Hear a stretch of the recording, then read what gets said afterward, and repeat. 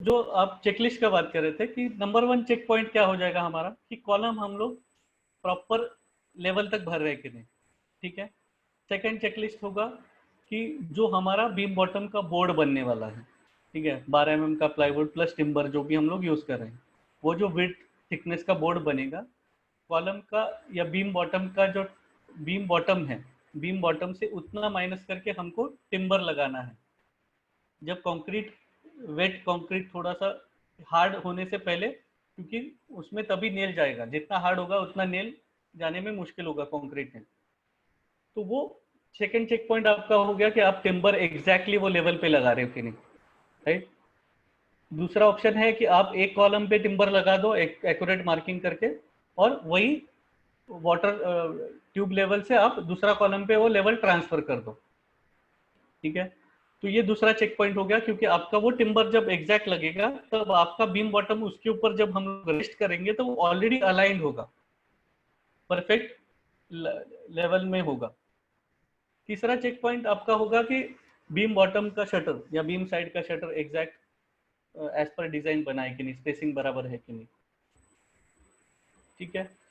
Next check point है कि prop के ऊपर जो हम लोग टिम्बर लगा रहे हैं, जैसे ये प्राइमरी टिम्बर है, ये टिम्बर प्रॉपरली नेल्ड है कि नहीं, प्रॉप का क्वालिटी चेक हुआ है कि नहीं, विजुअल इंस्पेक्शन, कि कहीं पे रस्टेड प्रॉप लगाया, कहीं पे बेंड प्रॉप तो नहीं लगाया, शिकंजा रेगुलर इंटरवल पे लगाया है कि नहीं, बीम साइड का शटर एग्जैक्ट साइज का है कि नहीं, क्योंकि बीम साइड का शटर ऐसा है, देखिए थोड़ा ऊपर नीचे हो गया तो आपका बैठेगा नहीं, तो बीम साइड बीम बॉटम का शटर एग्जैक्ट होना चाहिए। सब जॉइंट्स कनेक्शंस प्रॉपरली दिए हैं कि नहीं, शिकंजा टाइट किया है कि नहीं। ये हो गया प्री कॉन्क्रीटिंग चेकलिस्ट। कॉन्क्रीट होते वक्त हमेशा एक आदमी नीचे, शटरिंग फोरमन कंक्रीट होते वक्त हमेशा स्लैब के नीचे घूमता रहना चाहिए। वो इसलिए कि कहीं पे भी ऐसा लग रहा है कि स्लरी लीक हो रहा है या गैप आ रहा है, तो वो उसका काम होता है इमीडिएट कंक्रीटिंग स्टॉप करके वो रेक्टिफाई करे। नहीं तो फॉर्मवर्क में हमारा फॉर्मूला हमेशा हम लोग बोलते हैं कि फॉर्मवर्क में जनरली मैथ्स में क्या होता है, 4 - 1 = 3। फॉर्मवर्क में 4 - 1 = 0 हम लोग बोलते हैं, बिकॉज 4 सपोर्ट्स में से एक सपोर्ट भी फेल हो जाता है तो ऐसा जरूरी नहीं है कि बाकी 3 सपोर्ट पूरा संभाल लेंगे। तो जो भी हम लोग फेलियर्स देखते हैं, पूरा स्लैब गिर गया, तो ऐसा नहीं होता है कि पूरा स्लैब गिर जाता है, वो कोई तो एक सपोर्ट फेल हो जाता है, उसकी वजह से बाजू वाले सपोर्ट्स पे डबल लोड आता है और पूरा स्लैब फेल होता है। तो इसीलिए ये चेक पॉइंट्स है जो हम लोग अभी डिस्कस किया। इसके अलावा काफी सारे जितने आप ऐड करते जाओगे, जितना आपको परफेक्शन लेवल लाना है उतने आप चेक पॉइंट्स ऐड करते जा सकते हो, बट ये बेसिक चेक पॉइंट्स रहेंगे। Hello. Thank you sir. Okay, anything else? Hello. हाँ सर, मुझे हाँ आपसे एक कहना पूछना है कि अभी जो आप करण बिल्डर्स के यहाँ पे ये साइट चालू है, करण हाँ बिल्डर्स कॉन्ट्रैक्टर है, हाँ हाँ हाँ। तो ये आपका जो शटरिंग का जो काम है, आपसे शटरिंग डिजाइन करके लिया है उन्होंने? नहीं, एक्चुअली क्या, ये साइट पहले चालू हुआ है, मैं बाद में एसोसिएट हुआ हूँ उनके साथ। हाँ।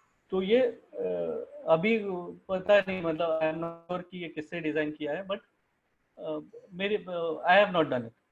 हाँ, मतलब ये जो डिजाइन किया है, मतलब आप जो अभी समझो आपका जो XYZ कंपनी होगा, वो कंपनी, अभी मैं समझो कॉन्ट्रैक्टर हूँ, तो मुझे कुछ मेरा बिल्डिंग बनवाने का है, तो आपसे शटरिंग डिजाइन कर रहा हूँ कन्वेंशनली, मतलब आप क्या क्या डिजाइन करके दे सकते हैं, मतलब जैसे ड्राइंग आप प्रोवाइड करते हैं और या कुछ ऐसे नहीं, देखिए कैलकुलेशन? मेरा जो कंपनी है वो है फॉर्मवेल। फॉर्मवेल नाम का मेरा कंपनी है, जो हम लोग टेंडरिंग सपोर्ट से लेकर प्रोजेक्ट कंप्लीशन तक पूरा फॉर्मवर्क का सपोर्ट देते हैं। ये टेंडर में कितना आपको बजट रखना पड़ेगा, कितना कौन सा सिस्टम लेना पड़ेगा जिससे आपका कॉस्ट कम आए, फिर scheme drawings, design calculations, methodology, erection methodology, D shuttering methodology, फिर साइट पे ट्रेनिंग्स या मॉकअप अरेंज करना है तो मॉकअप्स, तो काफ़ी सारी चीज़ें हैं। उसके बाद फिजिकल एसेट वेरिफिकेशन, साइट का स्टॉक, हमेशा थ्योरेटिकल स्टॉक और साइट का एक्चुअल स्टॉक टैली नहीं होता है, तो प्रोजेक्ट खत्म होने के बाद ही पता चलता है कि मेरा 2 करोड़ का माल मैं ये प्रोजेक्ट पे लाया था, उसमें से 20 लाख का माल गायब है। तो वो physical asset verification monthly basis पे करना बहुत अच्छा प्रैक्टिस है कि मंथली बेसिस पे हमको पता चलता रहता है कि ठीक है ये मंथ में मेरा इतना कम हो गया, तो हम लोग कंट्रोल मेजर्स ले सकते हैं। नहीं तो क्या होता है, प्रोजेक्ट खत्म होने के बाद ही पता चलता है 2 करोड़ में से 20 लाख का माल गायब है, चोरी हो गया या बेंड हो गया, स्क्रैप हो गया, पीरियोडिक मेंटेनेंस है। तो काफ़ी सारी चीज़ें हैं। तो इन शॉर्ट टेंडरिंग से लेकर प्रोजेक्ट कंप्लीशन तक जो भी सपोर्ट रिक्वायर्ड होता है फॉर्मवर्क का, वो हम लोग प्रोवाइड करते हाँ हैं। हाँ, उसमें से मतलब एक आप पार्ट है, कन्वेंशनल भी काम करते हैं क्या? हाँ हाँ हाँ, कन्वेंशनल मॉड्यूलर टोटल। हाँ हाँ। और उसमें आपका मतलब ऐसा कुछ परसेंटेज रहता है या कुछ लमसम अमाउंट में ये सब डिजाइन करके मिलता है, यानी कि स्क्वायर फीट कि और वो या तो percentage basis? Case to case basis हम लोग अलग से डिस्कस कर लेंगे उसके लिए, क्योंकि ये फोरम जो है वो उसके लिए नहीं है। तो आप मेरा नंबर लेके नहीं हम नहीं, लोग, एज एन स्टूडेंट मुझे ऐसा जानना था कि क्या ऐसा कुछ मार्केट हाँ हाँ, रेट्स देखिए ऐसा वो मिलता वो है तो क्या? साइट टू साइट वेरी होगा। मतलब आप अगर जनरली हमारा पैकेजेस कैसे होता है कि अगर टेंडरिंग का पैकेज है तो इतना पर टेंडर भी हो सकता है, मंथली इतना टेंडर्स के लिए कॉन्ट्रैक्ट भी हो सकता है, एनुअल कॉन्ट्रैक्ट भी हो सकता है कि जितने टेंडर्स आएंगे हम लोग करेंगे। तो ये डिपेंड्स, वेरियस उसमें मॉड्यूल्स हैं। ओके। तो डिज़ाइन एक ही प्रोजेक्ट का चाहिए या फिर जितने ज़्यादा प्रोजेक्ट्स का होगा तो उतना कंसेशन डिस्काउंट स्ट्रेटेजी होता है उसमें। ओके।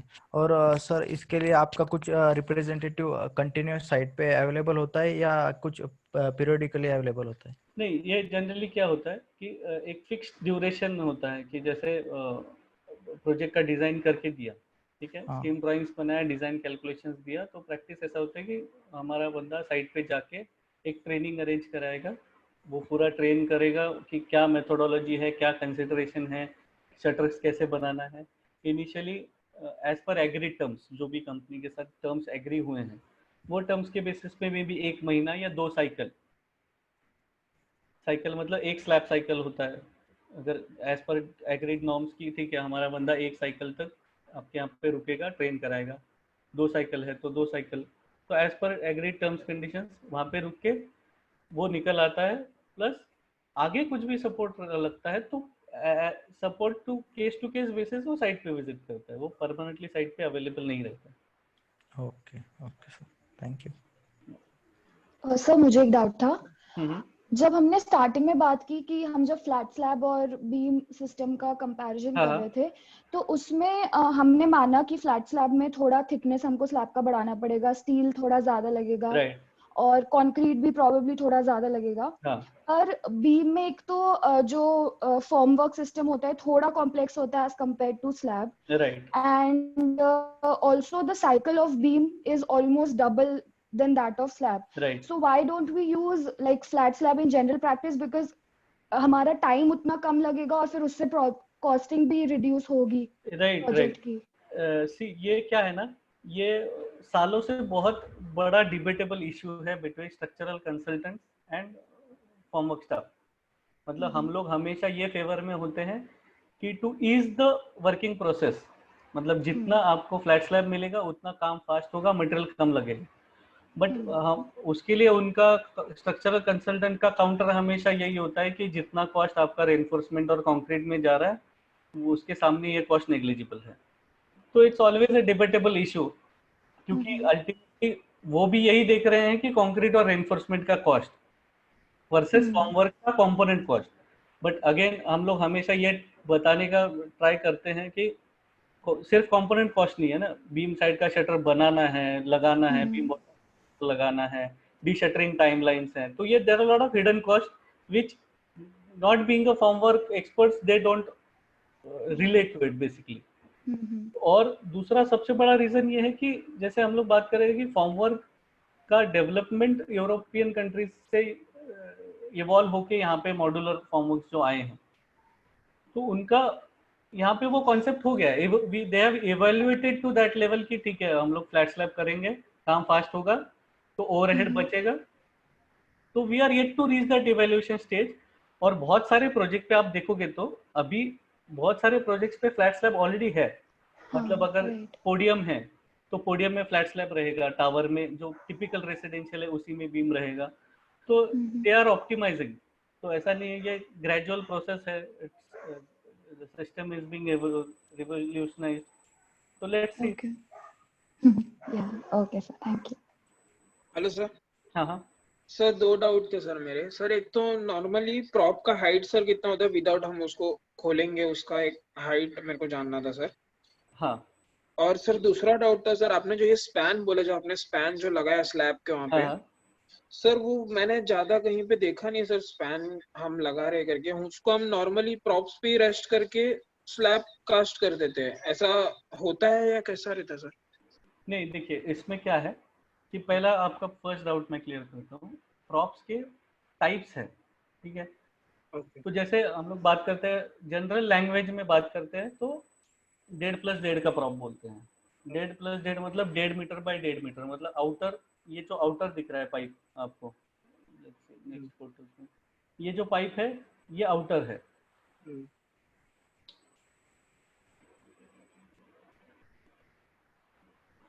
ये आउटर पाइप है यहाँ तक, ठीक है। और ये इनर पाइप है। तो 1.5+1.5 मतलब आउटर 1.5 मीटर का, इनर भी 1.5 मीटर का। 2+2 मतलब 2 मीटर का आउटर, 2 मीटर का इनर, ठीक है। ओके तो जब हम लोग 2+2 का बात कर रहे हैं फॉर एग्जांपल, तो 2+2 जब इनर पूरा अंदर जाएगा, पूरा क्लोज पोजीशन में, तो वो 2.2 या 2.3 उसका ओपनिंग रहेगा, ठीक है। ओके वो भी क्यों रखना है, क्योंकि अल्टीमेटली डिशटर करने के लिए हमको 200-300 mm का प्ले चाहिए, प्योर डिशटर होगा ना। ओके और ओके पूरा एक्सटेंड होने के बाद 3.75 एक्सटेंड होगा, क्योंकि अंदर भी 250 mm उसका ओवरलैपिंग होना चाहिए इनर और आउटर का। यस तो ये अलग अलग टाइप का हिसाब से उसका ओपनिंग क्लोजिंग डिसाइड होता है, ओके ठीक है। नेक्स्ट क्वेश्चन आपका क्या था? सर उस स्पैन का सर। हाँ, तो देखिए इसमें डिपेंड्स कि अल्टीमेटली क्या है कि आपका स्ट्रक्चर कैसा है। अगर लो राइज बिल्डिंग है और इकोनॉमिकल करना है तो ये एक्रोस्पैन का बहुत पुराना सिस्टम है, बट बहुत इफेक्टिव सिस्टम है। ये एक्रो करके कंपनी है जिन्होंने ये ओके सिस्टम लॉन्च किया था, ठीक है। आज भी वो एक्रोस्पैन के ही नाम से जानते हैं, ठीक ओके है। तो इसमें एक एडवांटेज क्या है कि आपका जो वर्किंग स्पेस है, आप देखोगे तो यहाँ पे देखो पूरा खुला जगह मिलता है, हाँ हाँ वर्किंग स्पेस काफी मिलता है। कपलॉक यस में आपका कपलॉक जब आप यूज करते हैं तो ग्रिड ग्रिड ग्रिड आपके चलने के लिए भी जगह नहीं रहता। तो हाँ अगर टिपिकल स्लैब है, टिपिकल हाइट है, तो ये अच्छा सिस्टम है, क्योंकि आपका कंपोनेंट्स भी दो ही चीजें लगना है, मेजर कंपोनेंट्स आपको प्रॉपर स्पैन ही लगने वाला है, बाकी हाँ टिम्बर है, राइट।